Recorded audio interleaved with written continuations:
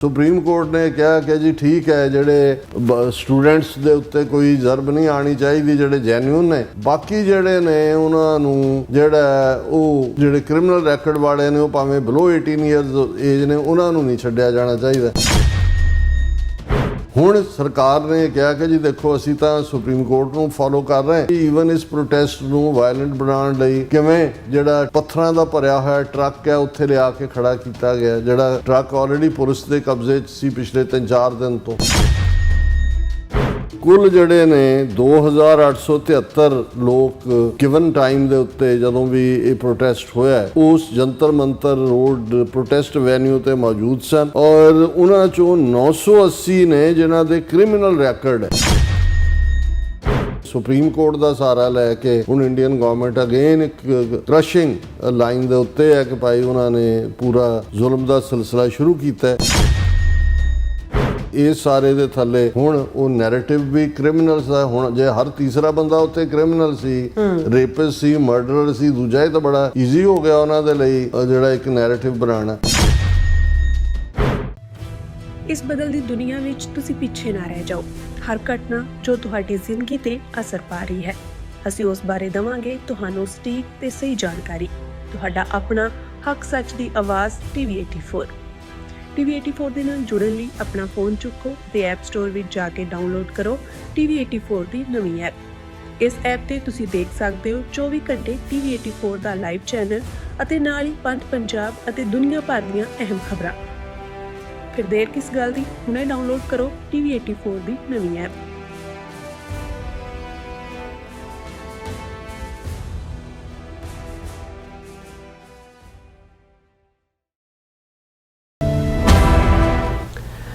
ਵਾਹਿਗੁਰੂ ਜੀ ਕਾ ਖਾਲਸਾ ਵਾਹਿਗੁਰੂ ਜੀ ਕੀ ਫਤਿਹ। अस्सलाम वालेकुम आदाब अर्ज मैं ਤੁਹਾਡੀ ਹੋਸਟ ਰੀਨਮ ਕੋਟ ਮੈਂ TV84 ਸਾਰੇ ਦਰਸ਼ਕਾਂ ਤੇ ਸਰੋਤਿਆਂ ਨੂੰ ਜੀ ਆਇਆਂ ਕਹਿੰਦੀਆਂ ਪ੍ਰੋਗਰਾਮ ਸੱਚੋ ਸੱਚ ਵਿੱਚ ਜਿਹੜੇ ਇਸ ਪ੍ਰੋਗਰਾਮ ਨਾਲ ਦੇਸ਼ਾਂ ਵਿਦੇਸ਼ਾਂ ਤੋਂ ਜੁੜ ਚੁੱਕੇ ਨੇ। ਖਾਲਸਾ ਅਫੇਅਰ ਸੈਂਟਰ ਦੇ ਸੰਚਾਲਕ ਡਾਕਟਰ ਅਮਰਜੀਤ ਸਿੰਘ ਜੀ ਸਟੂਡੀਓ 'ਚ ਮੇਰੇ ਨਾਲ ਸ਼ਾਮਿਲ ਨੇ। ਆਓ ਉਹਨਾਂ ਨਾਲ ਗੱਲਬਾਤ ਕਰਕੇ ਅੱਜ ਦੇ ਮਿਸ਼ੂਜ਼ਪੁਰ ਉਹਨਾਂ ਤੋਂ ਉਹਨਾਂ ਦਾ ਤਬਸਰਾ ਜਾਣਦੇ ਹਾਂ। ਜੀ ਡਾਕਟਰ ਸਾਹਿਬ ਵਾਹਿਗੁਰੂ ਜੀ ਕਾ ਖਾਲਸਾ ਵਾਹਿਗੁਰੂ ਜੀ ਕੀ ਫਤਿਹ। ਹਾਂਜੀ ਨੀਲਮ ਕੌਰ ਜੀ ਤੁਹਾਨੂੰ ਵੀ ਤੇ ਦੁਨੀਆ ਭਰ 'ਚ ਬੈਠੇ ਸਾਡੇ ਬਹੁਤ ਹੀ ਪਿਆਰੇ ਸੋਹਣੇ ਸਿਆਣੇ ਸੁਨੱਖੇ TV84 ਦੇ ਵਿਊਅਰਸ ਨੂੰ ਵੀ ਵਾਹਿਗੁਰੂ ਜੀ ਕਾ ਖਾਲਸਾ ਵਾਹਿਗੁਰੂ ਜੀ ਕੀ ਫਤਿਹ। ਸਾਡੇ ਬਹੁਤ ਹੀ ਪਿਆਰੇ ਮੁਸਲਮਾਨ ਭੈਣਾਂ ਭਰਾਵਾਂ ਨੂੰ ਅਸਲਾਮ ਅਲੈਕਮ। ਗੰਗਾ ਜਮਨੀ ਤਹਿਜ਼ੀਬ ਦੇ ਹਿੰਦੂ ਤਬੀਆਂ ਨੂੰ ਨਮੋ ਨਮੇ ਤੇ ਹੋਰ ਸਭ ਵੀਰਾਂ ਭੈਣਾਂ ਨੂੰ ਆਦਾਬ ਅਰਜ਼। ਜੀ ਡਾਕਟਰ ਸਾਹਿਬ ਜੀ ਨੂੰ ਪ੍ਰੋਗਰਾਮ ਸੱਚੋ ਸੱਚ ਵਿੱਚ ਬਹੁਤ ਮਿਹਰਬਾਨੀ। ਜੀ ਡਾਕਟਰ ਸਾਹਿਬ ਅੱਜ 28 ਜੁਲਾਈ 2026 13 ਸਾਵਨ ਨਾਨਕ ਸ਼ਾਹੀ ਸੰਮਤ 558 ਦਾ ਦਿਨ ਹੈ ਤੇ ਡਾਕਟਰ ਸਾਹਿਬ ਪ੍ਰੋਗਰਾਮ ਸ਼ੁਰੂ ਕਰਨ ਤੋਂ ਪਹਿਲਾਂ ਅਸੀਂ ਦਰਸ਼ਕਾਂ ਤੇ ਸਰੋਤਿਆਂ ਨੂੰ ਹਮੇਸ਼ਾ ਤਰ੍ਹਾਂ ਦੱਸ ਰਹੀ ਵਿਊਅਰਸ ਜੇ ਤੁਸੀਂ ਹੱਕ ਸੱਚ ਇਨਸਾਫ ਤੇ ਪੈਰਾ ਦਿੰਦਾ ਇੱਕ ਚੈਨਲ TV84 ਨੂੰ ਦੇਖਣਾ ਚਾਹੁੰਦੇ ਹੋ ਤਾਂ ਤੁਸੀਂ ਦੇਖ ਸਕਦੇ ਸਪੈਕਟਰਮ ਕੇਬਲ, ਆਰਸੀਐਨ ਕੇਬਲ, ਵਲਪਨ ਕੈਨੇਡਾ, roku, ਜਾਦੂ ਬਾਕਸ, ਸ਼ਾਵਾ, ਫੇਸਬੁੱਕ TV84 ਦੀ ਐਪ ਰਾਹੀਂ online streaming and IP box ਤੇ ਤੁਸੀਂ TV84 ਨੂੰ ਦੇਖ ਸਕਦੇ ਹੋ। ਵਿਊਅਰਸ ਜੇ ਤੁਸੀਂ TV84 ਨਾਲ ਜਾਂ ਪ੍ਰੋਗਰਾਮ ਸੱਚੋ ਸੱਚ ਨਾਲ ਫੇਸਬੁੱਕ ਰਾਹੀਂ ਜੁੜੇ ਹੋ ਤਾਂ ਇਸ ਨੂੰ ਵੱਧ ਲਾਈਕ ਕਰੋ ਤੇ ਸ਼ੇਅਰ ਕਰੋ ਅਤੇ ਨਾਲ ਹੀ YouTube ਤੇ ਸਬਸਕ੍ਰਾਈਬ ਵੀ ਕਰੋ। ਇਹ ਵੀ ਦੱਸ ਦਿਓ ਕਿ ਤੁਸੀਂ TV84 ਦੀ ਐਪ ਨੂੰ ਐਂਡਰੋਇਡ ਐਂਡ ਐਪ ਸਟੋਰ ਤੇ ਡਾਊਨਲੋਡ ਕਰਕੇ ਜੋ TV84 ਦੀ ਲਾਈਵ ਸਟ੍ਰੀਮ ਹੈ ਇਸ ਨੂੰ ਤੁਸੀਂ 24 ਆਵਰਸ ਦੇਖ ਸਕਦੇ ਹੋ। ਸੋ ਵਿਊਅਰਸ ਹੁਣ ਆਪਾਂ ਆਪਣੇ ਪ੍ਰੋਗਰਾਮ ਦੀ ਸ਼ੁਰੂਆਤ ਕਰਾਂਗੇ ਅੱਜ ਦੀ ਸਪਾਂਸਰਸ਼ਿਪ ਵਾਲੇ ਨਾਲ ਕਿ ਅੱਜ ਦੇ ਪ੍ਰੋਗਰਾਮ ਸੱਚੋ ਸੱਚ ਨੂੰ ਸਪਾਂਸਰ ਕੀਤਾ ਗਿਆ ਫਰੀਮੌਂਟ ਕੈਲੀਫੋਰਨੀਆ ਤੋਂ ਡਾਕਟਰ ਪ੍ਰਿਤਪਾਲ ਸਿੰਘ ਜਰਾ ਵੱਲੋਂ। ਸੋ ਇਹਨਾਂ ਨੇ TV84 ਦੀ ਵੱਧ ਸਪੋਰਟ ਕਰਨ ਲਈ ਕਿਹਾ ਔਰ ਖਾਲਿਸਤਾਨ ਦੀ ਪ੍ਰਾਪਤੀ ਦੀ ਅਰਦਾਸ ਕੀਤੀ ਹੈ। ਸੋ ਇਹਦੀ ਸਪਾਂਸਰਸ਼ਿਪ ਲਈ ਅਸੀਂ ਡਾਕਟਰ ਪ੍ਰਿਤਪਾਲ ਸਿੰਘ ਜੀ ਦਾ ਤਹਿ ਦਿਲ ਤੋਂ ਧੰਨਵਾਦ ਕਰਦੇ ਹਾਂ। ਤੁਹਾਨੂੰ ਵੀ ਅਪੀਲ ਤੇ ਬੇਨਤੀ ਕਰਦੇ ਹਾਂ ਤੁਸੀਂ ਪ੍ਰੋਗਰਾਮ ਸੱਚੋ ਸੱਚ ਨੂੰ ਵੱਧ ਸਪਾਂਸਰ ਕਰੋ। ਸਪਾਂਸਰਸ਼ਿਪ ਲਈ ਤੁਸੀਂ ਕਾਲ ਕਰ ਸਕਦੇ ਸਾਡੇ ਫੋਨ ਨੰਬਰ ਤੇ 5166619184 ਸੇਮ ਨੰਬਰ ਤੇ WhatsApp ਕਰ ਸਕਦੇ ਤੁਸੀਂ ਈਮੇਲ ਵੀ ਕਰ ਸਕਦੇ info@tv84.tv ਤੇ। ਸੋ ਵੀਅਰਸ ਪਹਿਲੇ ਸੈਗਮੈਂਟ ਦੇ ਵਿੱਚ ਆਪਾਂ ਗੱਲਬਾਤ ਕਰਨ ਜਾ ਰਹੇ ਹਾਂ ਕਿ ਭਾਰਤ ਦੀ ਮੋਦੀ ਸਰਕਾਰ ਕਾਂਗਰਸ ਜਨਤਾ ਪਾਰਟੀ ਦੇ ਨਾਲ ਕੀਤੇ ਲਿਖਤੀ ਵਾਅਦਿਆਂ ਤੋਂ ਮੁਕਰਦੀ ਜਾਪਦੀ ਹੈ। ਸੁਪਰੀਮ ਕੋਰਟ ਦਾ ਸਹਾਰਾ ਲੈ ਕੇ ਮੋਦੀ ਸਰਕਾਰ ਸਾਰੇ ਵਿਖਾਵਾਕਾਰੀਆਂ ਨੂੰ ਛੱਡਣ ਦੇ ਖਿਲਾਫ ਹੈ ਔਰ ਦਿੱਲੀ ਪੁਲਿਸ ਵੱਲੋਂ ਇਹ ਕਹਾਣੀ ਪਲਾਂਟ ਕੀਤੀ ਗਈ ਹੈ ਕਿ ਜੰਤਰ ਮੰਤਰ ਰੋਡ ਤੇ 2873 ਵਿਖਾਵਾਕਾਰੀ ਮੌਜੂਦ ਸਨ ਜਿਨ੍ਹਾਂ ਚੋਂ 980 ਕ੍ਰਿਮੀਨਲ ਬੈਕਗ੍ਰਾਉਂਡ ਵਾਲੇ ਹਨ। ਸੋ ਇਹ ਹੈ ਹਿੰਦੂਤਵੀਆਂ ਦਾ ਮੁਕਰਨ ਦਾ ਅੰਦਾਜ਼। ਸੋ ਇਸ ਬਾਰੇ ਆਪਾਂ ਗੱਲਬਾਤ ਕਰਨ ਜਾ ਰਹੇ ਹਾਂ। ਸੋ ਅਸੀਂ ਚਾਹਾਂਗੇ ਕਿ ਤੁਸੀਂ ਇਸੇ ਤਰ੍ਹਾਂ ਬਣੇ ਰਹਿਣਾ ਦੇਖਣ ਸੁਣ ਲਈ। ਤੁਹਾਡਾ ਸਭ ਦਾ ਬਹੁਤ ਬਹੁਤ ਸ਼ੁਕਰੀਆ। ਜੀ ਡਾਕਟਰ ਸਾਹਿਬ ਕੀ ਵਿਚਾਰਾਂ ਨੇ?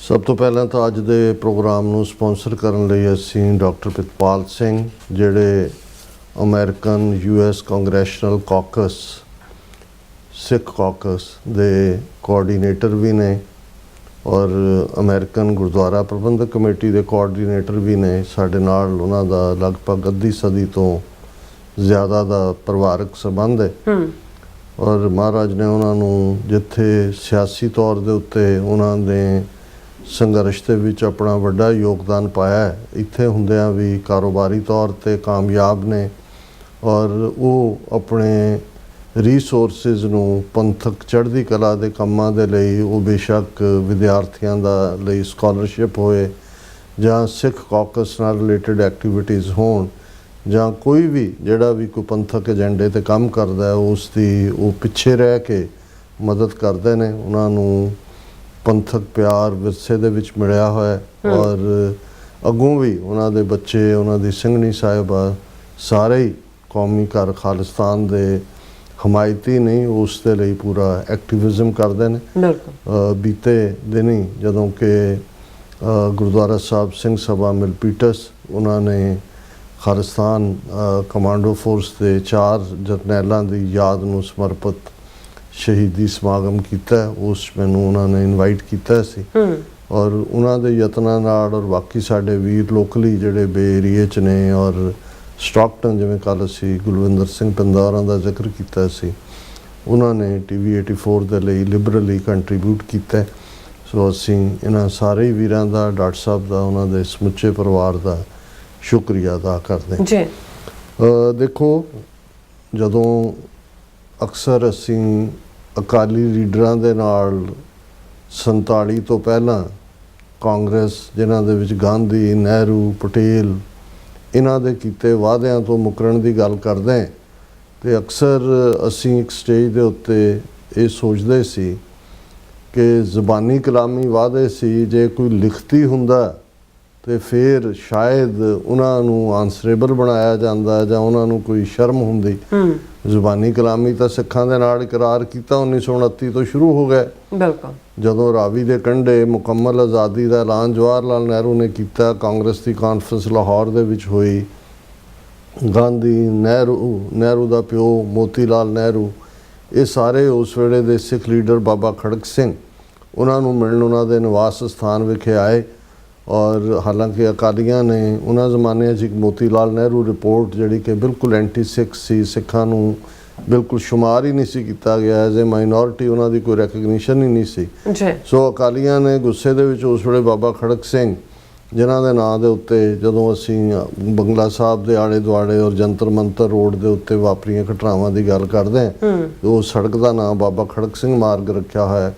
ਇਹ ਉਹੀ ਬਾਬਾ ਖੜਕ ਸਿੰਘ ਨੇ ਜਿਨ੍ਹਾਂ ਨੇ ਬਿਲਕੁਲ ਜਿਹੜਾ ਕਾਂਗਰਸ ਦੇ ਬਰਾਬਰ ਇੱਕ ਸਟੈਂਡ ਲੈ ਕੇ ਉਦੋਂ ਜਿਹੜਾ ਝੰਡਾ ਮੁਲਕਦਾ ਹੋਏਗਾ ਉਹਦੇ 'ਚ ਕਿਹੜੇ ਰੰਗ ਹੋਣਗੇ ਇਹਨੂੰ ਲੈ ਕੇ ਝਗੜਾ ਸੀ। ਮੋਤੀ ਲਾਲ ਨਹਿਰੂ ਰਿਪੋਰਟ ਸੀ ਔਰ ਉਸ ਪੀਰੀਅਡ ਦੇ ਵਿੱਚ ਗਾਂਧੀ ਨੇ ਔਰ ਉਹਨਾਂ ਦੇ ਕਾਂਗਰਸ ਸੈਸ਼ਨ ਦੇ ਵਿੱਚ ਇਹ ਕਿਹਾ ਗਿਆ ਕਿ ਭਾਈ ਭਾਰਤ ਆਜ਼ਾਦ ਭਾਰਤ ਦੇ ਵਿੱਚ ਕੋਈ ਵੀ ਕਨਸਟੀਟਿਊਸ਼ਨ ਐਸਾ ਪਾਸ ਨਹੀਂ ਕੀਤਾ ਜਾਏਗਾ ਜਿਹੜਾ ਸਿੱਖਾਂ ਨੂੰ ਮਨਜ਼ੂਰ ਨਾ ਹੋਏ। ਇਹ ਵਾਅਦਿਆਂ ਦੀ ਪਹਿਲੀ ਸ਼ੁਰੂਆਤ ਸੀ। ਫਿਰ ਅਸੀਂ ਰਾਊਂਡ ਟੇਬਲ ਕਾਨਫਰੰਸਿਸ 1930 ਦੀ ਗੱਲ ਕਰਦੇ ਹਾਂ, ਫਿਰ 1946 ਤੱਕ ਪਹੁੰਚਦੇ ਹਾਂ ਜਦੋਂ ਕ੍ਰਿਪਸ ਕਮਿਸ਼ਨ ਔਰ ਕੈਬਨਿਟ ਕਮਿਸ਼ਨ ਇਹ ਸਾਰੇ ਬ੍ਰਿਟਿਸ਼ਰਸ ਵੱਲੋਂ ਆਉਂਦੇ ਨੇ ਜਿਨ੍ਹਾਂ ਨੇ ਆਲਰੇਡੀ ਸਿੱਖਾਂ ਨੂੰ ਉਸ ਖਿੱਤੇ ਦੇ ਵਿੱਚ ਤੀਸਰੀ ਇਕਾਈ ਵਜੋਂ ਹਿੰਦੂਆਂ ਦੀ ਰਿਪਰੈਜ਼ੈਂਟੇਸ਼ਨ ਕਾਂਗਰਸ ਕਰਦੀ ਸੀ, ਮੁਸਲਮਾਨਾਂ ਦੀ ਮੁਸਲਿਮ ਲੀਗ ਕਰਦੀ ਸੀ, ਸਿੱਖਾਂ ਦੀ ਅਕਾਲੀ ਦਲ ਕਰਦਾ ਸੀ ਔਰ ਈਵਨ ਵੋਟਾਂ ਪਾਉਣ ਦੇ ਲਈ ਵੀ ਜਿਹਨੂੰ ਸੈਪਰੇਟ ਇਲੈਕਟੋਰੇਟ ਕਹਿੰਦੇ ਨੇ ਉਹ ਸਿੱਖਾਂ ਨੂੰ ਮਿਲਿਆ ਹੋਇਆ ਸੀ ਹੱਕ। ਭਾਵੇਂ ਉਹਨਾਂ ਦੀ ਆਬਾਦੀ ਉਸ ਵੇਲੇ ਦੇ ਪੰਜਾਬ ਦੇ ਵਿੱਚ 13% ਦੇ ਲਗਭਗ ਸੀ ਪਰ ਉਹਨਾਂ ਦੀ ਰਿਪਰੈਜ਼ੈਂਟੇਸ਼ਨ ਆਲਮੋਸਟ 19% ਸੀ ਔਰ ਉਹਨਾਂ ਦੇ ਕੋਲ ਬੈਲੈਂਸ ਸੀ ਪੰਜਾਬ ਦੇ ਵਿੱਚ ਕਿ ਕਿਹਦੀ ਸਰਕਾਰ ਬਣਨੀ ਹੈ। ਇਸੇ ਲਈ ਜਿਹੜੀਆਂ 47 ਤੋਂ ਪਹਿਲਾਂ 1936 ਦੀਆਂ ਚੋਣਾਂ ਤੋਂ ਬਾਅਦ ਦੋਵੇਂ ਸਰਕਾਰਾਂ ਬਣੀਆਂ ਯੂਨੀਅਨਿਸਟ ਪਾਰਟੀ ਦੀਆਂ, ਸਰ ਸਿਕੰਦਰ ਹਯਾਤ ਖਾਨ ਦੀ ਔਰ ਫਿਰ ਖਿਜਰ ਹਯਾਤ ਖਾਨ ਟਿਵਾਣਾ ਦੀ, ਉਸ ਦੇ ਵਿੱਚ ਅਕਾਲੀ ਮਿਨਿਸਟਰ ਸੀ, ਉਹਨਾਂ ਦੇ ਕੋਲ ਇੱਕ ਬੈਲੈਂਸ ਸੀ। ਸੋ ਜ਼ਾਹਰ ਹੈ ਕਿ ਉਸ ਤੋਂ ਤੁਰਦਿਆਂ 1929 ਤੋਂ ਲੈ ਕੇ 1946 ਤੱਕ ਜਦੋਂ ਕਿ ਫਾਈਨਲ ਕਲਕੱਤਾ ਦੇ ਵਿੱਚ ਕਾਂਗਰਸ ਦਾ ਸੈਸ਼ਨ ਹੁੰਦਾ ਔਰ ਜਿਹਦੇ 'ਚ ਨਹਿਰੂ ਨੇ ਜੋ ਕਿਹਾ ਉਸ ਨੂੰ ਅੱਜ ਵੀ ਬਹੁਤ ਵਾਰ ਜਿਹੜਾ ਉਹ ਕੋਟ ਕੀਤਾ ਜਾਂਦਾ ਹੈ ਕਿ ਵੀ ਸਾਨੂੰ ਕੋਈ ਇਤਰਾਜ਼ ਨਹੀਂ ਹੋਏਗਾ ਜੇ ਪੰਜਾਬ ਦੇ ਬਹਾਦਰ ਸਿੱਖਾਂ ਨੂੰ ਨਾਰਥ ਦੇ ਵਿੱਚ ਭਾਰਤ ਦੇ ਇੱਕ ਐਸਾ ਖਿੱਤਾ ਦਿੱਤਾ ਜਾਏ ਤਾਂ ਕਿ ਉਹ ਵੀ ਆਜ਼ਾਦੀ ਦਾ ਨਿੱਘ ਮਾਣ ਸਕਣ। they may be able to enjoy the glow of freedom, ਇਹ ਨਹਿਰੂ ਦੇ ਲਫ਼ਜ਼ ਨੇ।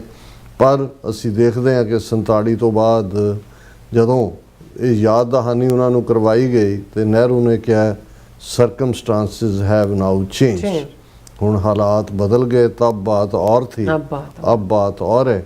ਔਰ ਪਟੇਲ ਨੇ ਕਿਹਾ ਬੜੀ ਬੇਸ਼ਰਮੀ ਦੇ ਨਾਲ ਸਿੱਖਸ ਹੈਵ ਮਿਸ ਦਾ ਬਸ।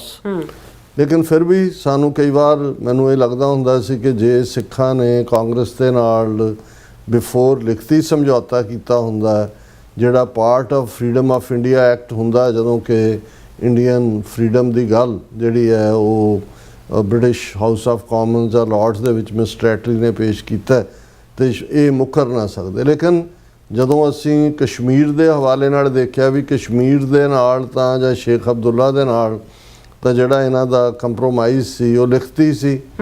ਸੰਵਿਧਾਨਕ ਤੌਰ ਦੇ ਉੱਤੇ ਸੰਵਿਧਾਨ ਦੇ ਓਰੀਜਨਲ ਡਰਾਫਟ ਦੇ ਵਿੱਚ ਆਰਟੀਕਲ 370 ਇਨਸਰਟ ਕੀਤਾ ਗਿਆ ਸੀ, ਜਿਹਦੇ 'ਚ ਜੰਮੂ ਕਸ਼ਮੀਰ ਦਾ ਰੁਤਬਾ ਇੰਡੀਪੈਂਡੈਂਟ ਸੀ। ਉਹਨਾਂ ਦਾ ਜਿਹੜਾ ਹੈਡ ਆਫ ਦਾ ਸਟੇਟ ਹੈ ਉਹ ਵੀ ਸਦਰੇ ਰਿਆਸਤ ਸੀ, ਉਹਨਾਂ ਦੀ ਆਪਣੀ ਲੈਜਿਸਲੇਟਿਵ ਅਸੈਂਬਲੀ ਸੀ। ਕੋਈ ਵੀ ਕਾਨੂੰਨ ਜਿਹੜਾ ਭਾਰਤ ਦੀ ਪਾਰਲੀਮੈਂਟ ਜਾਂ ਰਾਜ ਸਭਾ 'ਚੋਂ ਪਾਸ ਹੋ ਕੇ ਆਉਂਦਾ ਸੀ ਉਹ ਆਟੋਮੈਟਿਕਲੀ ਉਹਨਾਂ 'ਤੇ ਲਾਗੂ ਨਹੀਂ ਸੀ ਹੁੰਦਾ, ਉਹਨਾਂ ਨੇ ਨੂੰ ਤੋਂ ਮਨਜ਼ੂਰੀ ਲੈਣੀ ਪੈਂਦੀ ਸੀ। ਉਹਨਾਂ ਦਾ ਆਪਣਾ ਝੰਡਾ ਸੀ ਔਰ ਆਪਣਾ ਰਾਸ਼ਟਰੀ ਜਿਹੜਾ ਗੀਤ ਸੀ ਜਿਹੜਾ ਉਹਨਾਂ ਦਾ ਦੀ ਖੁਦ ਮੁਖਤਾਰੀ, ਸਮਾਈ ਖੁਦ ਮੁਖਤਾਰੀ।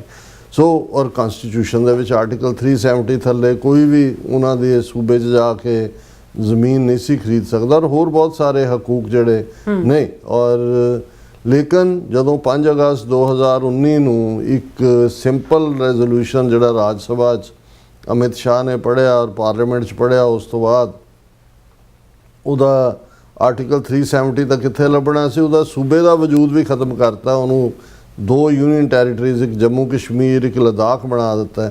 ਤੇ ਉਦੋਂ ਮੈਨੂੰ ਲੱਗਾ ਕਿ ਭਾਈ ਜੇ ਇਸ ਕਿਸਮ ਦਾ ਜਿਹੜਾ ਕਨਸਟੀਟਿਊਸ਼ਨ ਦਾ ਪਾਰਟ ਸੀ, ਜਿਸ ਕਨਸਟੀਟਿਊਸ਼ਨ ਨੂੰ ਦੇ ਉੱਤੇ ਹੱਥ ਰੱਖ ਕੇ ਸਹੁੰ ਚੁੱਕਦੇ ਨੇ, ਜੇ ਉਸ ਦੀਆਂ ਧੱਜੀਆਂ ਉਡਾ ਦਿੱਤੀਆਂ ਤਾਂ ਫਿਰ ਜੇ ਸਾਡੇ ਨਾਲ ਲਿਖਤੀ ਵੀ ਕੀਤਾ ਹੁੰਦਾ ਤੇ ਉਹਦੇ ਨਾਲ ਕੋਈ ਫਰਕ ਨਹੀਂ ਸੀ ਪੈਣਾ। ਹੁਣ ਇਹ ਗੱਲ ਮੈਂ ਇਸ ਲਈ ਕਹਿ ਰਿਹਾ ਕਿ ਵੀ ਇਹ ਤਾਂ ਅਸੀਂ 80 ਸਾਲ ਪੁਰਾਣੀ ਗੱਲ ਕਰ ਰਹੇ ਹਾਂ ਕਿ ਭਾਈ ਕਿਵੇਂ ਇਹ ਜਿਹੜੇ ਵਾਅਦਾ ਖਿਲਾਫੀ ਕਰਦੇ ਨੇ, ਮੁੱਕਰ ਜਾਂਦੇ ਨੇ, ਬਹਾਨਾ ਬਣਾਉਂਦੇ ਨੇ, ਜਾਂ ਨਹਿਰੂ ਨੇ ਇਹ ਕਹਿ ਕੇ ਕਿ ਬਾਤ ਐਸੀ ਕੀਜੀਏ हर बात के 100 पहलू हों, कोई पहलू तो रहे बात बदलने के लिए। लेकिन तुसी ये जिहड़ा बिल्ट इन हिंदू साइकी दे विच, ब्राह्मण साइकी दे विच एक कलैक्टिव इन्हां दे जिहड़ी रूलर क्लास जिहड़ी बनदी है, क्योंकि ज़ाहिर है ब्राह्मणिकल इन्फ्लुएंस भावें कांग्रेस का तां सैकुलर लबादा सी, ਹੁਣ ਤਾਂ ਉਹਨਾਂ ਦੇ ਕੋਲ ਤਾਕਤ ਹੈ ਜਿਹੜੇ ਸਿੱਧੇ ਹੀ ਹਿੰਦੁਸਤਾਨ ਦੀ ਆਈਡੀਓਲੋਜੀ ਨੂੰ ਪਿਛਲੇ 100 ਸਾਲ ਤੋਂ ਜਿਹੜਾ ਉਹ ਪਰਸਿਊ ਕਰ ਰਹੇ ਨੇ। ਹੁਣ ਅਜੇ 4 ਦਿਨ ਪਹਿਲਾਂ ਜਿਹੜਾ ਲਿਖਤੀ ਸਮਝੌਤਾ ਜਿਸ ਦੀ ਚਰਚਾ ਦੁਨੀਆ ਦੇ ਵਿੱਚ ਹੋਈ, ਜੈਨ ਜ਼ੀ ਨੇ ਜਿਹੜਾ ਨੀਟ ਐਗਜ਼ਾਮ ਦੇ ਪੇਪਰ ਲੀਕ ਨੂੰ ਲੈ ਕੇ ਜਿਹੜੀਆਂ ਉਹਨਾਂ ਦੀਆਂ 3 ਡਿਮਾਂਡਸ ਮੇਨ ਸੀ, ਜਿਹੜੀਆਂ ਤਿੰਨੋਂ ਹੀ ਮੰਨਣ ਦਾ ਐਲਾਨ ਹਕੂਮਤ ਨੇ ਕੀਤਾ। ਉਹਨਾਂ ਦੇ ਵਿੱਚ ਇੱਕ ਜ਼ਾਹਰ ਹੈ ਕਿ ਐਜੂਕੇਸ਼ਨ ਮਿਨਿਸਟਰ ਧਰਮਿੰਦਰ ਪ੍ਰਧਾਨ ਦਾ ਅਸਤੀਫਾ ਸੀ। ਦੂਸਰਾ, ਜਿੰਨੇ ਵੀ ਇਸ ਦੌਰਾਨ ਪ੍ਰੋਟੈਸਟ ਦੇ ਵਿੱਚ ਫੜੇ ਗਏ ਲੋਕ ਨੇ ਉਹਨਾਂ ਸਾਰਿਆਂ ਦੀ ਬਿਨਾਂ ਸ਼ਰਤ ਰਿਹਾਈ ਸੀ। ਕੋਈ FIR, ਕਿਉਂਕਿ 8 ਦੇ ਕਰੀਬ FIRs ਦਿੱਲੀ ਪੁਲਿਸ ਨੇ ਲਿਖੀਆਂ ਸੀ ਕਿ ਕੋਈ ਕਾਰਵਾਈ ਨਹੀਂ ਹੋਏਗੀ, ਸਾਰੇ ਛੱਡੇ ਜਾਣਗੇ। ਤੇ ਤੀਸਰਾ, ਜਿਹੜੇ 20 ਤੋਂ ਜ਼ਿਆਦਾ ਸਟੂਡੈਂਟਸ ਨੇ ਨੀਟ ਐਗਜ਼ਾਮ ਪੋਸਟਪੋਨ ਹੋਣ ਤੋਂ ਬਾਅਦ ਜਿਹੜਾ ਸਟ੍ਰੈਸ ਦੇ ਥੱਲੇ ਆ ਕੇ ਆਤਮਘਾਤ ਕੀਤਾ, ਉਹਨਾਂ ਨੂੰ ਕਰੋੜ ਦਾ ਮੁਆਵਜ਼ਾ ਦਿੱਤਾ ਜਾਣਾ ਸੀ। ਹੁਣ ਜ਼ਾਹਰ ਹੈ ਵੀ ਇੱਕ ਮੰਗ ਤਾਂ ਕਿਉਂਕਿ ਉਹਨਾਂ ਕੋਲ ਕੋਈ ਚੋਇਸ ਨਹੀਂ ਸੀ ਬਚੀ ਹੋਈ, ਉਹਨੂੰ ਜਿਹੜਾ ਧਰਮਿੰਦਰ ਪ੍ਰਧਾਨ ਦਾ ਅਸਤੀਫਾ ਤਾਂ ਹੋਇਆ, ਪਰ ਜਿਉਂ ਹੀ ਦੂਸਰੀ ਮੰਗ ਦੇ ਉੱਤੇ ਆਇਆ ਔਰ ਇਸੇ ਪੀਰੀਅਡ ਦੇ ਵਿੱਚ ਕਿਉਂਕਿ ਇਹ ਜੰਤਰ ਮੰਤਰ ਰੋਡ ਦੇ ਉੱਤੇ ਇਸ ਪ੍ਰੋਟੈਸਟ ਦੀ ਹਮਾਇਤ ਦੇ ਵਿੱਚ ਸਟੂਡੈਂਟਸ ਜਿਹਨਾਂ ਦੇ ਲਈ ਜੈਨ ਜ਼ੀ ਲਫ਼ਜ਼ ਜਿਹਦੇ ਤੋਂ ਪਹਿਲਾਂ ਇੰਡੀਅਨ ਮੀਡੀਆ ਨੂੰ ਨਫ਼ਰਤ ਸੀ ਔਰ ਰਾਦਰ ਉਹਨਾਂ ਨੂੰ ਹੀ ਸੁਪਰੀਮ ਕੋਰਟ ਦੇ ਚੀਫ ਜਸਟਿਸ ਸੂਰਿਆਕਾਂਤ ਨੇ ਨੌਜਵਾਨਾਂ ਨੂੰ ਜਿਹੜੇ ਬੇਰੁਜ਼ਗਾਰ ਨੇ ਜਾਂ ਸੋਸ਼ਲ ਮੀਡੀਆ ਤੇ ਐਕਟਿਵ ਨੇ ਜਾਂ ਪੋਸਟਾਂ ਪਾਉਂਦੇ ਨੇ ਉਹਨਾਂ ਨੂੰ ਕਾਕਰੋਚ ਕਿਹਾ ਸੀ। ਜੀ। ਤਾਂ ਉਹਨਾਂ ਨੇ ਜੇ ਕਾਕਰੋਚ ਕਿਹਾ ਤਾਂ ਇਹਨਾਂ ਨੇ ਕਿਹਾ ਜੀ ਠੀਕ ਹੈ ਅਸੀਂ ਕਾਕਰੋਚ ਹੈ। ਉਹਨਾਂ ਨੇ ਜਿਹੜਾ ਅਭਿਜੀਤ ਜਿਹਨੇ ਇਹ ਉਦੋਂ ਬੋਸਟਨ 'ਚ ਸੀ ਪੜ੍ਹਦਾ, ਉਹਨੇ ਸੋਸ਼ਲ ਮੀਡੀਆ ਤੇ ਪੋਸਟ ਕੀਤਾ ਕਾਕਰੋਚ ਜਿਹੜੇ ਨੇ 4 ਚੁਫੇਰਿਓਂ ਨਿਕਲ ਆਏ ਔਰ ਮਿਲੀਅਨਸ ਐਂਡ ਮਿਲੀਅਨਸ ਉਸ ਸੋਸ਼ਲ ਮੀਡੀਆ ਪੋਸਟ ਦੇ ਉੱਤੇ ਉਹਨਾਂ ਨੇ ਆਪਣੀ ਜਿਹੜੀ ਹੈ ਉਹ ਸੋਲੀਡੈਰਿਟੀ ਦਿਖਾਈ। ਉਸ 'ਚੋਂ ਹੀ ਫਿਰ ਕਾਕਰੋਚ ਜਨਤਾ ਪਾ ਉਹਨਾਂ ਨੇ ਕਿਹਾ ਜੀ ਠੀਕ ਹੈ ਜੇ ਅਸੀਂ ਕਾਕਰੋਚ ਆ, ਹੁਣ ਕਾਕਰੋਚ ਆ ਰਹੇ ਨੇ, ਵਾਪਸ ਗਿਆ ਉਹ ਅਭਿਜੀਤ। ਔਰ ਜਿਹੜਾ ਉਸੇ ਦੌਰਾਨ ਜਿਹੜਾ ਇਹ ਸਾਰਾ ਨੀਟ ਐਗਜ਼ਾਮ ਔਰ ਉਹ ਸਾਰੇ ਦੇ ਜਿਹੜਾ ਇਸ ਨੂੰ ਮੁੱਦਾ ਬਣਾ ਕੇ 1 ਪੁਆਇੰਟ ਪ੍ਰੋਗਰਾਮ ਕਿ ਰਿਜ਼ਾਈਨ ਕਰੇ ਐਜੂਕੇਸ਼ਨ ਮਿਨਿਸਟਰ ਪਲੱਸ ਜਿਹੜੀਆਂ ਮੈਂ 2 ਹੋਰ ਗੱਲਾਂ ਕਹੀਆਂ ਨੇ। ਅੱਛਾ। ਇੰਨਾ ਸਡਨ ਇਹ ਸਾਰਾ ਕੁਝ ਸੀ ਕਿ ਉਹਨਾਂ ਦੀਆਂ ਹਾਲਾਂ ਇਹ ਨਹੀਂ ਹੈ ਕਿ ਵੀ ਉਹਨਾਂ ਦੇ ਕੋਲ ਕੋਈ ਟ੍ਰੇਨਡ ਆਈਟੀ ਟੀਮ ਨਹੀਂ ਹੈ। ਹੁਣ ਤੱਕ ਤਾਂ ਲੀਡ ਹੀ ਉਹ ਕਰਦੇ ਰਹੇ ਨੇ। ਜਿਵੇਂ ਉਹਨਾਂ ਨੇ ਹਿੰਦੂ ਮੁਸਲਿਮ ਇਸ਼ੂ ਦੇ ਉੱਤੇ ਮੁਸਲਮਾਨਾਂ ਦੇ ਖਿਲਾਫ ਨਫ਼ਰਤ ਫੈਲਾਈ, ਕਿਵੇਂ ਕੋਵਿਡ ਦੇ ਚੱਲਦਿਆਂ ਜੇ ਇੱਕ ਇੰਟਰਨੈਸ਼ਨਲ ਮੁਸਲਿਮ ਆਰਗੇਨਾਈਜੇਸ਼ਨਸ ਦੀ ਕੋਈ ਉੱਥੇ ਕਾਨਫਰੰਸ ਸੀ ਤੇ ਉਹਨਾਂ ਦੇ ਜਿਹੜੇ ਬਾਹਰੋਂ ਗਏ ਡੈਲੀਗੇਟ ਸੀ ਉਹਨਾਂ ਨੂੰ ਵੀ ਫੜ ਕੇ ਵੀ ਉਹਨਾਂ ਨੇ ਉਸ ਨੂੰ ਉਹਨਾਂ ਨੂੰ ਤਾਂ ਜਿਹਾਦੀ ਤਾਂ ਕਹਿੰਦੇ ਸੀ। ਈਵਨ ਜਿਹੜੀ ਕੋਵਿਡ-19 ਫੈਲਾਉਣ ਦੇ ਲਈ ਵੀ ਉਹਨਾਂ ਨੂੰ ਜਿਹੜਾ ਦੋਸ਼ੀ ਦੱਸਿਆ ਗਿਆ, ਮੁਸਲਮਾਨਾਂ ਦੀਆਂ ਦੁਕਾਨਾਂ ਤੋਂ ਦੂਜੇ ਤੀਜੇ ਜੋ ਸਮਾਨ ਹੈ ਉਸ ਦੇ ਉੱਤੇ ਇਤਰਾਜ਼ ਕੀਤਾ ਗਿਆ ਕਿ ਮਤ ਖਰੀਦੋ, ਇਹ ਜਿਹੜੀ ਇਹ ਵਾਇਰਸ ਹੈ ਜਿਹੜੀ ਕਿ ਇਹ ਇਸਲਾਮਿਕ ਵਾਇਰਸ ਇਹੀ ਲੈ ਕੇ ਆਏ ਨੇ ਤੇ ਦਿਸਦਾ। ਸੋ ਉਸੇ ਕਿਸਮ ਦਾ ਮਾਹੌਲ ਬਣ ਜਾਂਦਾ ਸੀ। ਇਹ ਠੀਕ ਕਿਹਾ ਕਿਸੇ ਨੇ ਕਿ ਬਈ ਇਹ ਜਿਹੜੀ WhatsApp ਜਨਰੇਸ਼ਨ ਹੈ ਬੀਜੇਪੀ ਦੀ, ਜਿਨ੍ਹਾਂ ਨੇ ਬਿਲਕੁਲ ਨਫ਼ਰਤ ਫੈਲਾਉਣ ਦੇ ਵਿੱਚ ਕੋਈ ਕਸਰ ਨਹੀਂ ਰੱਖੀ, WhatsApp ਵਾਲਿਆਂ ਨੂੰ ਇੰਸਟਾਗ੍ਰਾਮ ਜਨਰੇਸ਼ਨ ਪੈ ਗਈ। ਸੋ ਉਹਨਾਂ ਨੇ ਜਿਸ ਅੰਦਾਜ਼ ਦੇ ਵਿੱਚ ਇਹ ਸਾਰੇ ਮੂਵ ਨੂੰ ਚਲਾਇਆ ਵਿਦਿਨ ਡੇਜ਼, ਇਹਦੇ ਬਾਵਜੂਦ ਕਿ ਇੰਡੀਆ ਦਾ ਪੂਰਾ ਕੰਟਰੋਲ ਹੈ ਸਾਰੇ ਜਿਹੜਾ ਉਹਨਾਂ ਨੇ ਜਿਹੜਾ ਲੇਟੈਸਟ ਆਈਟੀ ਲਾਅ ਬਣਾਇਆ ਉਹਦੇ ਥੱਲੇ ਇੰਨੀਆਂ ਜਿਹੜੀਆਂ ਨੇ ਉਹ ਚੈੱਕਸ ਐਂਡ ਬੈਲੈਂਸਿਸ ਨੇ। ਉਹ ਤਾਂ ਆ ਹੁਣ ਇੱਕ ਗਲਤੀ ਨਾਲ ਉਹਨਾਂ ਨੇ ਮੈਟਾ ਵਾਲਿਆਂ ਨੇ ਇਹਦੀ ਮੋਦੀ ਦੀ ਹਟਾਈ ਕੋਈ ਵੀਡੀਓ ਤੇ ਉਹਨਾਂ ਨੇ ਉਹਨੂੰ ਸਮਨ ਕਰ ਲਿਆ, ਤਲਬ ਕਰ ਲਿਆ। ਸੋ ਉੱਥੇ ਕੀ ਅਸੀਂ ਤਾਂ ਖੁਦ ਐਵਰੀਡੇ ਦੇ ਨਾਲ ਜੂਝ ਰਹੇ। ਕਈ ਸਾਲਾਂ ਤੋਂ ਸਾਡਾ ਜਿਹੜਾ ਮੇਨ ਚੈਨਲ ਹੈ TV 84 ਆਫੀਸ਼ੀਅਲ ਉਹ ਤਾਂ ਉੱਥੇ ਬੈਨ ਕੀਤਾ ਹੋਇਆ ਇੰਡੀਆ 'ਚ ਇਹਨਾਂ ਗਵਰਨਮੈਂਟ ਦੇ ਕਹਿਣ ਤੇ। ਪਰ ਜਿਹੜਾ ਮੇਨ ਚੈਨਲ ਸਾਡਾ ਈਵਨ ਇੱਥੇ ਵੀ ਚੱਲਦਾ ਉਹਦੇ ਨਾਲ ਅਸੀਂ ਉਹਨੂੰ ਉਹ ਤੁਸੀਂ ਆਂਖ ਮਚੋਲੀ ਜਿਹਨੂੰ ਕਹਿੰਦੇ ਨੇ, ਅੱਖ ਮਚੋਲੀ, ਅਸੀਂ ਉਹੀ ਖੇਡ ਰਹੇ ਹਾਂ। ਹੁਣ ਕੱਲ ਸਾਨੂੰ ਕਈਆਂ ਨੇ ਕਿਹਾ ਕਿ ਜੀ ਤੁਹਾਡਾ ਮੇਨ ਚੈਨਲ ਤੇ, ਅਸੀਂ ਕਿਹਾ ਜੀ ਇੱਕ ਵੀਡੀਓ ਜਿਹੜੀ ਰਿਚਮੰਡ ਹਿੱਲ ਗੁਰਦੁਆਰੇ ਦੇ ਸ਼ਹੀਦੀ ਸਮਾਗਮ ਦੀ ਸੀ ਉਹ ਡਿਲੀਟ ਵੀ ਕਰਵਾ ਦਿੱਤੀ ਉਹਨਾਂ ਨੇ। 4 ਵਾਰ ਉਸ ਨੂੰ ਲੈ ਕੇ ਸਟ੍ਰਾਈਕ ਮਾਰ ਦਿੱਤੇ ਨੇ ਕਿ ਜੀ ਤੁਸੀਂ ਜਿਹੜੀਆਂ ਕਮਿਊਨਿਟੀ ਗਾਈਡਲਾਈਨਸ ਨੇ ਉਹਨੂੰ ਵਾਇਓਲੇਟ ਕਰ ਰਹੇ ਹੋ। ਫਿਰ ਜਦੋਂ ਕਰਦੇ ਨੇ ਉਹਨਾਂ ਨੂੰ ਅਸੀਂ ਯਾਦ ਕਰਵਾਉਂਦੇ ਹਾਂ ਕਿ ਆਲਰੇਡੀ ਉਹਦੇ ਲਈ ਤੁਸੀਂ ਸਾਨੂੰ ਪਨਿਸ਼ ਕਰ ਚੁੱਕੇ ਹੋ, ਤੁਸੀਂ ਸਾਨੂੰ ਡੀਮੋਨੀਟਾਈਜ਼ ਕੀਤਾ ਹੋਇਆ। ਉਹ ਅਪੀਲ ਫਿਰ ਸੁਣਨ ਤੱਕ 12-14 ਘੰਟੇ ਲੱਗ ਜਾਂਦੇ ਨੇ, ਫਿਰ ਉਹ ਰੀਸਟੋਰ। ਮਤਲਬ ਇਹ ਹੈ ਵੀ ਉਹਨਾਂ ਨੇ ਔਰ ਐਲਗੋਰਿਜ਼ਮ ਜਿਹੜਾ ਉਹਨਾਂ ਨੇ ਕ੍ਰੀਏਟ ਕੀਤਾ ਹੋਇਆ, ਸਾਡੀ ਵਿਊਅਰਸ਼ਿਪ ਜਿਹੜੀ ਹੈ 2% ਵੀ ਨਹੀਂ ਰਹਿਣ ਦਿੱਤੀ ਇਹਨਾਂ ਨੇ, ਉਸ ਤੋਂ ਵੀ ਲੈਸ ਹੈ ਜਿੰਨੀ ਕਿ ਜਦੋਂ ਇਹ ਸਾਰੀਆਂ ਪਾਬੰਦੀਆਂ। ਉਹਨੂੰ ਕੌਣ ਕਰਦਾ? ਇਹ ਨੇ ਬਿਲਕੁਲ ਇਹਨਾਂ ਦੇ IT ਸੈੱਲ ਬੈਠੇ ਜਿਹੜੇ ਨੇ ਉਹ ਰੈਗੂਲਰ ਕੰਪਲੇਂਟਸ ਦਾਇਰ ਕਰਦੇ ਨੇ ਔਰ ਉਹਨਾਂ ਦਾ ਐਲਗੋਰਿਜ਼ਮ ਆਟੋਮੈਟਿਕਲੀ, ਹੁਣ ਉਹਨਾਂ ਦੇ ਦੂਸਰੇ ਐਂਡ ਤੇ ਕੋਈ ਬੰਦਾ ਨਹੀਂ ਹੁੰਦਾ ਜਿਹਦੇ ਨਾਲ ਤੁਸੀਂ ਗੱਲ ਕਰ ਰਹੇ ਹੋ। ਸੋ ਮਤਲਬ ਇਹ ਹੈ, ਲੇਕਿਨ ਕਿਉਂਕਿ ਇਸ ਮਾਸ ਸਕੇਲ ਦੇ ਉੱਤੇ ਇੰਸਟਾਗ੍ਰਾਮ ਦੇ ਉੱਤੇ ਪੋਸਟਿੰਗਸ ਦੂਜੀਆਂ ਤੀਜੀਆਂ ਹੋਈਆਂ ਕਿ ਇਵੈਂਚੁਅਲੀ WhatsApp ਯੂਨੀਵਰਸਿਟੀ ਜਿਹੜੀ ਹੈ ਉਹ ਇੰਸਟਾਗ੍ਰਾਮ ਯੂਨੀਵਰਸਿਟੀ ਦੇ ਸਾਹਮਣੇ ਹਾਰੀ ਨਤੀਜੇ ਦੇ ਤੌਰ ਤੇ। ਔਰ ਸਪੌਂਟੇਨੀਅਸ ਜਿਵੇਂ ਜਿਸ ਅੰਦਾਜ਼ ਦੇ ਵਿੱਚ ਪਟਨਾ ਸਾਹਿਬ ਦੇ ਵਿੱਚ, ਕੈਲਕਟਾ ਦੇ ਵਿੱਚ, ਦੂਸਰੀਆਂ ਥਾਵਾਂ ਤੇ ਹੋਏ। ਸੋ ਉਹਨਾਂ ਦਾ ਕਿਉਂਕਿ ਬੜਾ ਉਹਨਾਂ ਦੀ ਪਲੈਨਡ ਸੈੱਲ ਹੁੰਦੇ ਨੇ ਨਾਗਪੁਰ 'ਚ ਬੈਠੇ, ਉਹਨਾਂ ਨੇ ਕੈਲਕੂਲੇਟ ਕਰ ਲਿਆ ਕਿ ਵੀ ਇੱਥੋਂ ਸਟੈਪ ਬੈਕ ਕਰਨਾ ਪੈਣਾ ਕਿ ਜੀ ਮੰਨ ਗਏ। ਜਿਵੇਂ ਅਸੀਂ ਕਿਹਾ ਸੀ ਕਿ ਭਾਈ ਇਹਨਾਂ ਨੂੰ ਪਤਾ ਹੈ ਵੀ ਕਦੋਂ ਗਧੇ ਨੂੰ ਪਿਓ ਕਹਿਣਾ ਤੇ ਕਦੋਂ ਪਿਓ ਨੂੰ ਗਧਾ ਕਹਿਣਾ। ਲੇਕਿਨ ਤੁਸੀਂ ਦੇਖੋ ਕਿ ਵਿਦਨ ਅਜੇ ਤਾਂ 72 ਆਵਰਸ ਨਾਲ ਦੀ ਨਾਲ, ਹੁਣ ਕਿਉਂਕਿ ਉਹਨਾਂ ਨੇ ਆਪਣਾ ਹੋਮਵਰਕ ਬੜੀ ਚੰਗੀ ਤਰ੍ਹਾਂ ਕੀਤਾ ਹੋਇਆ। ਬਿਲਕੁਲ ਉਹਨਾਂ ਨੇ ਪਾਵਰ ਲੈਣ ਤੱਕ ਲਈ ਮੀਡੀਆ ਦਾ ਖੁੱਲ੍ਹ ਕੇ ਇਸਤੇਮਾਲ, ਹੁਣ ਅੰਬਾਨੀ ਅਡਾਨੀ ਉੱਥੇ ਸਾਰੇ ਜਿੰਨੇ ਨੇ ਮੀਡੀਆ ਉਹ ਸਾਰੇ ਹਿੰਦੂਤਵੀ ਉਹਨਾਂ ਨੂੰ ਕਾਣੇ ਕੀਤਾ ਹੋਇਆ ਔਰ ਉਹਨਾਂ ਨੂੰ ਵਪਾਰ ਦਿੱਤੇ ਹੋਏ ਨੇ। ਔਰ ਹਜ਼ਾਰਾਂ ਕਰੋੜਾਂ ਦੀਆਂ ਐਡਾਂ ਜਿਹੜੀਆਂ ਨੇ ਜਿਹਨੂੰ ਗੋਦੀ ਮੀਡੀਆ ਜਾਂ ਦਰਬਾਰੀ ਮੀਡੀਆ ਕਹਿੰਦੇ ਨੇ ਉਹਨਾਂ ਨੂੰ ਦਿੱਤੀਆਂ ਜਾਂਦੀਆਂ ਨੇ। ਸੋ ਮੀਡੀਆ ਇੱਕ ਨੈਰੇਟਿਵ ਨੂੰ ਕੰਟਰੋਲ ਕਰਦਾ ਹੈ ਕਿ ਇੱਕੋ ਹੀ ਉੱਥੇ ਨੈਰੇਟਿਵ ਚੱਲਦਾ, ਹੋਰ ਕੋਈ ਚੱਲ ਹੀ ਨਹੀਂ ਸਕਦਾ ਹੈ। ਜੀ ਸੋਸ਼ਲ ਮੀਡੀਆ ਨੂੰ ਉਹਨਾਂ ਨੇ ਇੰਨੀਆਂ ਪਾਬੰਦੀਆਂ ਲਾਈਆਂ ਹੋਈਆਂ ਕਿ ਭਾਈ, ਔਰ ਜਿਹੜੇ ਕੋਈ ਥੋੜੇ ਬਹੁਤ ਕੋਈ ਲਾਂਡਰੀ ਵੈਬਸਾਈਟ ਜਾਂ ਦੂਜੇ ਤੇ ਉਹਨਾਂ ਨੂੰ ਕੇਸਾਂ 'ਚ ਫਸਾਇਆ ਹੁੰਦਾ ਹੈ। ਥਰਡਲੀ ਉਹਨਾਂ ਨੇ ਜੁਡੀਸ਼ਰੀ, ਕਿ ਅਲਟੀਮੇਟਲੀ ਤੁਹਾਡੇ ਨਾਲ ਧੱਕਾ ਹੁੰਦਾ ਹੈ, ਤੁਸੀਂ ਕਿਹਦੇ ਕੋਲ ਜਾ ਕੇ ਫਰਿਆਦ ਕਰੋਗੇ? ਜੁਡੀਸ਼ਰੀ ਹੈ। ਤੇ ਜੁਡੀਸ਼ਰੀ ਹੁਣ ਪੂਰੀ ਤਰ੍ਹਾਂ ਜਿਸ ਅੰਦਾਜ਼ ਦੇ ਵਿੱਚ ਤੁਸੀਂ ਸੁਪਰੀਮ ਕੋਰਟ ਦੇ ਚੀਫ ਜਸਟਿਸ ਦੇ 2 ਫੈਸਲੇ ਹੀ ਪਿਛਲੇ ਪੀਰੀਅਡ ਦੇਖੋ, ਅੱਜ ਉਹਨੇ ਤੀਜਾ ਦਿੱਤਾ ਹੈ। ਜੀ ਉਹ ਐਂ ਲੱਗਦਾ ਕਿ ਜਿਵੇਂ ਨਾਗਪੁਰ ਕੋਰਟ ਹੈ, RSS ਦੇ ਹੈੱਡਕੁਆਟਰ 'ਚ ਬੈਠ ਕੇ ਉਹਨਾਂ ਦਾ ਜਿਹੜਾ ਜੱਜ ਹੈ ਉਹੀ ਲਿਖ ਰਿਹਾ ਫੈਸਲੇ। ਅਸੀਂ ਇਸ ਪੀਰੀਅਡ 'ਚ ਦੇਖਿਆ ਇਸੇ ਹੀ ਜੱਜ ਨੇ ਜਿਹੜੇ ਪ੍ਰੋਟੈਸਟ ਕਰਨ ਵਾਲੇ ਜਾਂ ਬੇਰੁਜ਼ਗਾਰ ਸੀ ਉਹਨਾਂ ਨੂੰ ਕਾਕਰੋਚ ਕਿਹਾ ਸੀ, ਜਿਹਦੇ ਗੁੱਸੇ 'ਚੋਂ ਇਹ ਪਾਰਟੀ ਨਿਕਲੀ। ਫਿਰ ਜਦੋਂ 20 ਜੁਲਾਈ ਵਾਲੇ ਪ੍ਰੋਟੈਸਟ ਵੇਲੇ ਪੁਲਿਸ ਨੇ ਬਹੁਤ ਮਾਰ ਕੁਟਾਈ, lathi charge, tear gas shell, pellet guns ਦਾ ਇਸਤੇਮਾਲ ਕੀਤਾ। ਔਰ ਇੱਕ ਵਕੀਲ ਨੇ ਜਿਹੜਾ ਸੁਪਰੀਮ ਕੋਰਟ ਨੂੰ ਕਿਹਾ ਵੀ ਤੁਸੀਂ ਸੂ ਮੋਟੋ ਨੋਟਿਸ ਲਓ ਜਾਂ ਦੂਜੇ, ਔਰ ਉਹਦੇ 'ਚ ਉਹਨੇ ਸੂਰਿਆਕਾਂਤ ਕਹਿੰਦਾ ਕਿ we don't have time to waste, ਔਰ ਚੱਲ ਤੂੰ ਵੀ ਤੁਰਦਾ ਹੋ, ਆਪਣਾ ਟਾਈਮ ਵੀ ਨਾ ਵੇਸਟ ਕਰ, ਸਾਡਾ ਵੀ ਨਾ ਕਰ। ਇਹ ਰਿਸਪੌਂਸ ਸੀ ਪਹਿਲਾ। ਹਾਲਾਂਕਿ ਦੋਨੋਂ ਮੌਕਿਆਂ ਦੇ ਉੱਤੇ ਕਿਉਂਕਿ ਇੰਨਾ ਕੁ ਰਿਐਕਟ ਹੋਇਆ ਲੋਕਾਂ ਦੇ ਵਿੱਚ, ਉਹ ਦੋਨਾਂ 'ਚ ਮੁਕਰਨ ਹੀ ਨਹੀਂ मैंने ये तो नहीं कहा था, मैंने वो तो नहीं कहा था, ये मीडिया ने ट्विस्ट दोनों वारी किया ऑन रैकर्ड है।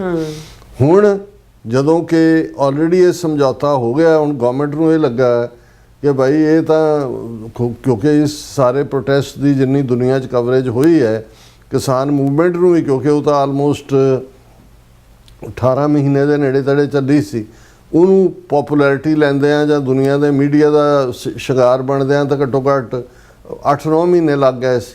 लेकिन ये स्पॉन्टेनियस जिहड़ा इस दी चर्चा हुई तो उन्होंने किया कि सुप्रीम कोर्ट के अगे पटिशनस के थले सुप्रीम कोर्ट ने कहा कि जी ठीक है, जिहड़े स्टूडेंट्स के उत्ते कोई जरब नहीं आनी चाहिए, जिहड़े जैन्यून ने, बाकी जिहड़े ने उन्होंने ਜਿਹੜਾ ਉਹ ਜਿਹੜੇ ਕ੍ਰਿਮੀਨਲ ਰੈਕਡ ਵਾਲੇ ਨੇ ਉਹ ਭਾਵੇਂ ਬਿਲੋ 18 ਇਅਰਸ ਏਜ ਨੇ, ਉਹਨਾਂ ਨੂੰ ਨਹੀਂ ਛੱਡਿਆ ਜਾਣਾ ਚਾਹੀਦਾ।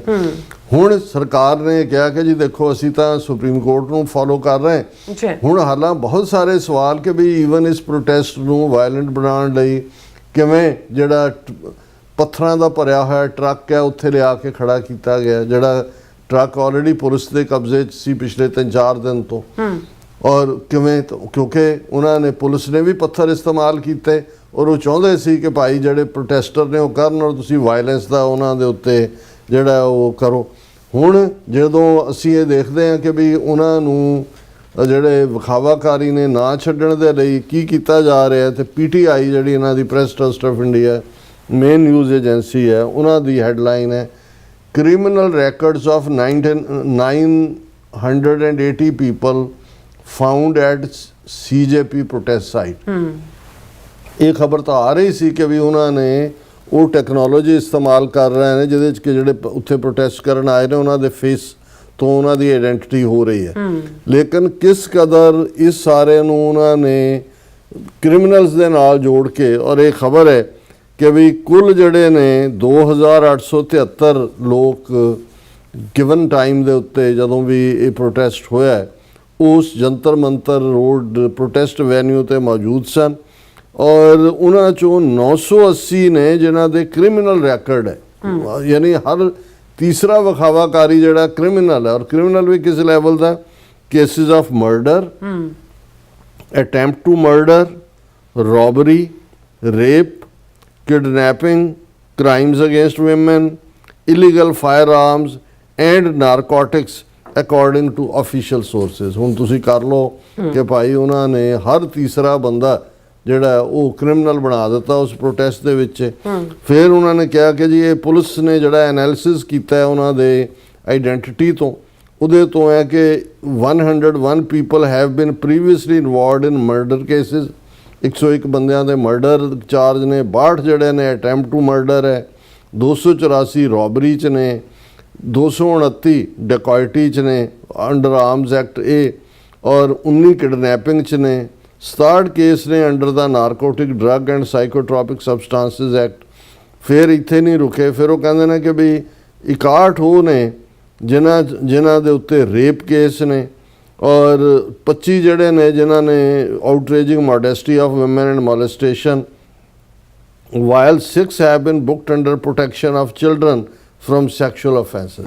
ਹੁਣ ਜਦੋਂ ਤੁਸੀਂ ਇਸ ਸਾਰੇ ਨੂੰ ਦੇਖੋਗੇ, ਔਰ ਇਹ ਸਾਰੀ ਖਬਰ ਇਸ ਦੇ ਉੱਤੇ ਹੀ ਹੈ ਕਿ ਬਈ ਇਹ ਜਿਹੜੇ ਚਲੋ ਸੰਸਦ ਮਾਰਚ ਦੇ ਵੇਲੇ ਪੁਲਿਸ ਨੇ ਕਿਹਾ ਕਿ ਭਾਈ ਇਸ ਪੀਰੀਅਡ 'ਚ 65 ਪ੍ਰੋਟੈਸਟਰ ਜ਼ਖਮੀ ਹੋਏ, 200 ਪੁਲਿਸ ਵਾਲੇ ਹੋਏ। ਹੁਣ ਨਾ ਤਾਂ ਜਿਹੜੇ ਡੈਮੋਸਟ੍ਰੇਟਰ ਨੇ ਉਹਨਾਂ ਦੇ, ਔਰ ਸੁਪਰੀਮ ਕੋਰਟ 200 ਦੀ ਫਿਗਰ ਨੂੰ ਕੋਟ ਕਹਿ ਰਿਹਾ ਜੀ ਇਹ ਕ੍ਰਿਮੀਨਲਸ ਨੂੰ ਨਹੀਂ ਛੱਡਿਆ ਜਾਣਾ ਚਾਹੀਦਾ, ਕਿਉਂਕਿ ਜਿਹੜੇ 200 ਪੁਲਿਸ ਵਾਲੇ ਜ਼ਖਮੀ ਹੋਏ ਨੇ ਉਹਨਾਂ ਦੇ ਪਰਿਵਾਰਾਂ ਨੂੰ ਵੀ ਇਨਸਾਫ ਮਿਲਣਾ ਚਾਹੀਦਾ।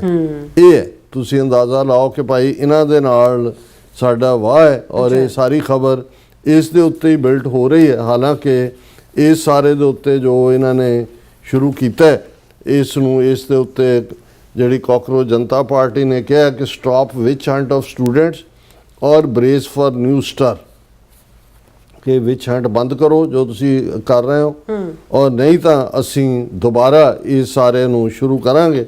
ਔਰ ਉਹਨਾਂ ਨੇ ਇਹ ਕਿਹਾ ਕਿ ਸੁਪਰੀਮ ਕੋਰਟ ਦਾ ਸਹਾਰਾ ਲੈ ਕੇ ਹੁਣ ਇੰਡੀਅਨ ਗਵਰਨਮੈਂਟ ਅਗੇਨ ਇੱਕ ਕ੍ਰਸ਼ਿੰਗ ਲਾਈਨ ਦੇ ਉੱਤੇ ਹੈ ਕਿ ਭਾਈ ਉਹਨਾਂ ਨੇ ਪੂਰਾ ਜ਼ੁਲਮ ਦਾ ਸਿਲਸਿਲਾ ਸ਼ੁਰੂ ਕੀਤਾ ਹੈ।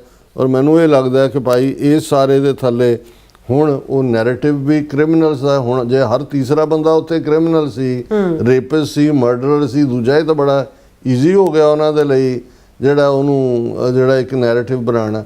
ਫਿਰ ਸੁਪਰੀਮ ਕੋਰਟ ਦਾ ਸਹਾਰਾ ਕਿ ਜੀ ਦੇਖੋ 200 ਪੁਲਿਸ ਵਾਲੇ ਜ਼ਖਮੀ ਹੋਏ ਨੇ, FIR ਕਿਵੇਂ ਵਾਪਸ। ਉਸ ਤੋਂ ਪਹਿਲਾਂ ਇੱਕ ਖਬਰ ਆਈ ਸੀ ਕਿ ਜੈਪੁਰ ਡਾਇਲੌਗ ਜਿਹੜਾ BJP ਦੀ ਆਊਟਫਿਟ ਹੈ ਉਹ ਕੋਰਟ 'ਚ ਜਾ ਰਹੇ ਨੇ ਕਿ ਜੀ ਤੁਸੀਂ FIR ਕਿਵੇਂ ਕੈਂਸਲ ਕਰ ਸਕਦੇ ਹੋ। ਹੁਣ 8 FIR ਜਿਹੜੀਆਂ ਦਿੱਲੀ ਦੇ ਵਿੱਚ ਰਜਿਸਟਰ ਕੀਤੀਆਂ, ਉਹ ਜਿਹੜਾ ਦਿੱਲੀ ਦਾ ਪੁਲਿਸ ਚੀਫ ਹੈ ਉਹਨੂੰ ਪੁੱਛਿਆ ਕਿ ਜੀ ਸਮਝੌਤਾ ਹੋਇਆ ਤੁਸੀਂ ਵਾਪਸ ਨਹੀਂ, ਉਹ ਕਹਿੰਦੇ ਸਾਨੂੰ ਤਾਂ ਕੋਈ ਹਦਾਇਤਾਂ ਨਹੀਂ ਆਈਆਂ। ਸੋ ਇਹ ਹੈ ਜਦੋਂ ਅਸੀਂ ਇਹ ਕਹਿੰਦੇ ਹਾਂ ਕਿ ਵੀ ਸਾਡਾ ਵਾਹ ਉਹਨਾਂ ਦੇ ਨਾਲ ਹੈ ਜਿਹੜੇ ਮੁਗਲਾਂ ਤੋਂ ਵੱਧ ਜ਼ਾਲਮ ਨੇ ਤੇ ਅੰਗਰੇਜ਼ਾਂ ਤੋਂ ਵੱਧ ਸ਼ੈਤਾਨ ਨੇ। ਇਹ ਤਾਂ ਇਸ ਸਾਰੇ ਕਨਫਲਿਕਟ ਦੇ ਵਿੱਚ ਤਾਂ ਮੁਸਲਮਾਨ ਔਰ ਸਿੱਖ ਤਾਂ ਉਹ ਲੋੜਵੰਦਾਂ ਦੀ ਮਦਦ ਵਾਲੀ ਕੈਟਾਗਰੀ 'ਚ ਹੀ ਆਉਂਦੇ ਨੇ, ਕੁੱਟਣ ਵਾਲੇ ਵੀ ਉਹ, ਸਫ਼ਰ ਕਰਨ ਵਾਲੇ ਵੀ ਮੈਜੋਰਟੀ ਉਹ, ਔਰ ਹੁਣ ਜਿਹੜਾ ਉਹਨਾਂ ਨੂੰ ਅੱਗੋਂ ਰਗੜਾ ਚਾੜਨ ਲਈ ਵੀ ਉਹ। ਪਰ ਹਾਂ ਇਹ ਜ਼ਰੂਰ ਹੈ ਕਿ ਭਾਈ ਅਲਟੀਮੇਟਲੀ ਹਿੰਦੂਤਵਾਦੀ ਆਈਡੀਓਲੋਜੀ ਨੂੰ ਜੋ ਠੀਕ ਲੱਗਦਾ ਹੈ, ਅੱਗੇ ਹਿੰਦੂ ਮੁਸਲਮਾਨ ਕਰਕੇ ਉਹਨਾਂ ਨੇ ਕੀਤਾ। ਹੁਣ ਵੀ ਉਹਨਾਂ ਨੇ ਤਾਂ ਇਹ ਸੀ ਕਿ ਇਹ ਟੁਕੜੇ ਟੁਕੜੇ ਗੈਂਗ ਹੈ, ਇਹ ਸਾਰੇ ਉਹ ਨੇ ਜਿਹੜੇ ਦੇਸ਼ ਨੂੰ ਵੰਡਣਾ ਚਾਹੁੰਦੇ ਨੇ। ਹੁਣ ਮੈਨੂੰ ਇਹ ਲੱਗਦਾ ਕਿ ਭਾਈ ਹੁਣ ਇਹਨਾਂ ਨੇ ਬਹੁਤਾ ਸਿਰ ਚੁੱਕਣ ਨਹੀਂ ਦੇਣਾ ਹੈ, ਬਹੁਤ ਜ਼ਿਆਦਾ ਰਿਪਰੈਸਿਵ ਵੇਜ਼ ਅਖਤਿਆਰ ਕਰਨਗੇ ਡਾਈਸੈਂਟ ਦੀ, ਵਿਰੋਧ ਦੀ ਆਵਾਜ਼ ਨੂੰ ਕੁਚਲਣ ਦੇ ਲਈ। ਬਿਲਕੁਲ ਡਾਕਟਰ ਸਾਹਿਬ, ਤੁਹਾਡਾ ਬਹੁਤ ਸ਼ੁਕਰੀਆ। ਸਵਾਲ ਲੈਣੇ ਬ੍ਰੇਕ ਔਰ ਬ੍ਰੇਕ ਜਾਣ ਤੋਂ ਪਹਿਲਾਂ ਅਸੀਂ ਆਪਣੇ ਦਰਸ਼ਕਾਂ ਤੇ ਸਰੋਤਿਆਂ ਨੂੰ ਅਪੀਲ ਤੇ ਬੇਨਤੀ ਕਰਦੀ ਵਿਊਅਰਸ, ਜਿਸ ਤਰ੍ਹਾਂ ਤੁਸੀਂ ਜਾਣਦੇ ਹੋ ਕਿ TV 84 ਹੱਕ ਸੱਚ ਇਨਸਾਫ ਦੀ ਆਵਾਜ਼ ਬੁਲੰਦ ਕਰ ਰਿਹਾ। ਇਹ ਆਵਾਜ਼ ਤੁਹਾਡੇ ਪਿਆਰ ਸਦਕਾ, ਤੁਹਾਡੇ ਵਿਸ਼ਵਾਸ ਸਦਕਾ, ਤੁਹਾਡੇ ਡੋਨੇਸ਼ਨ ਸਦਕਾ ਹੀ ਹੋ ਸਕਦੀ ਹੈ। ਸੋ ਅਸੀਂ ਚਾਹਾਂਗੇ ਕਿ ਤੁਸੀਂ TV 84 ਦੀ ਚੜ੍ਹਦੀ ਕਲਾ ਲਈ ਵੱਧ ਤੋਂ ਵੱਧ ਡੋਨੇਟ ਕਰੋ। ਡੋਨੇਟ ਕਰਨ ਲਈ ਸਾਡੀ ਵੈਬਸਾਈਟ tv84.tv ਤੇ ਜਾ ਕੇ ਪੇਪਲ ਦੀ ਵਰਤੋਂ ਕਰਕੇ ਵਨ ਟਾਈਮ ਡੋਨੇਟ ਕਰ ਸਕਦੇ ਹੋ, ਮੰਥਲੀ ਡੋਨੇਟ ਵੀ ਕਰ ਸਕਦੇ ਹੋ। ਤੁਸੀਂ TV 84 ਦੇ ਨਾਮ ਤੇ ਚੈੱਕ ਬਣਾ ਕੇ ਸਾਨੂੰ ਮੇਲ ਵੀ ਕਰ ਸਕਦੇ ਹੋ ਸਾਡੇ ਇਸ ਪਤੇ ਤੇ 36-01 37th Avenue, Long Island city, New York 11101 USA, ਜਾਂ ਫਿਰ ਤੁਸੀਂ ਸਾਨੂੰ ਫੋਨ ਰਾਹੀਂ ਵੀ ਸੰਪਰਕ ਕਰ ਸਕਦੇ ਹੋ 5166191984। ਤੁਸੀਂ ਈਮੇਲ ਵੀ ਕਰ ਸਕਦੇ info@tv84.tv ਤੇ। ਅਸੀਂ ਤੁਹਾਡੇ ਤਹਿ ਦਿਲ ਤੋਂ ਸ਼ੁਕਰਗੁਜ਼ਾਰ ਹੋਵਾਂਗੇ। ਸੋ ਇੱਥੇ ਲੈਣੇ ਬ੍ਰੇਕ ਵਿਊਅਰਸ, ਤੁਸੀਂ ਇਸੇ ਤਰ੍ਹਾਂ ਬਣੇ ਰਹਿਣਾ। ਮਿਲਦੇ ਹਾਂ ਆਫਟਰ ਦਿਸ ਸ਼ਾਰਟ ਬ੍ਰੇਕ।